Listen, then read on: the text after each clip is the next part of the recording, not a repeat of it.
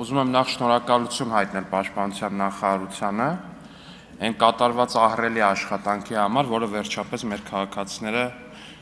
կարողանում են տեսնել։ Մասնավորապես վերջին մի քանի օրը մեր քաղաքացիների շրջանում լուրջ քննարկման առիթ են դարձել Պաշտպանության նախարարության եւ նախարարի հրապարակած երկու տեսանյութեր, այսինքն արդեն երևի 3 տեսանյութեր,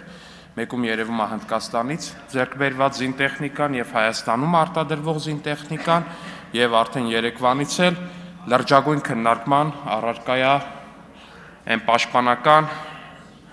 ամրաշինական կառույցները, որոնք որ կան Հայաստանի սահմանային երկայնքով։ Սիրելի քաղաքացիներ, եթե դեռ չեք հասցրել, անպայման խնդրում եմ դիտեք այդ տեսանյութերը ու տեսեք, թե ինչ է կարելի կառուցել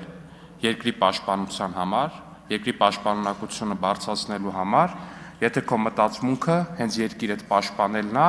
եւ ոչ թե երկրիդ պաշտպանության հաշվին հարստանալը ու Սևանի կամ Հայաստանի այլ գեղատեսիլ վայրերում ասաբնյակներ գցելը։ Ասաբնյակները պետք է լինեն մեր զինվորների համար ու բառի ոչ հարմարավետ, այլ պաշտպանունակ ու ամուր իմաստով։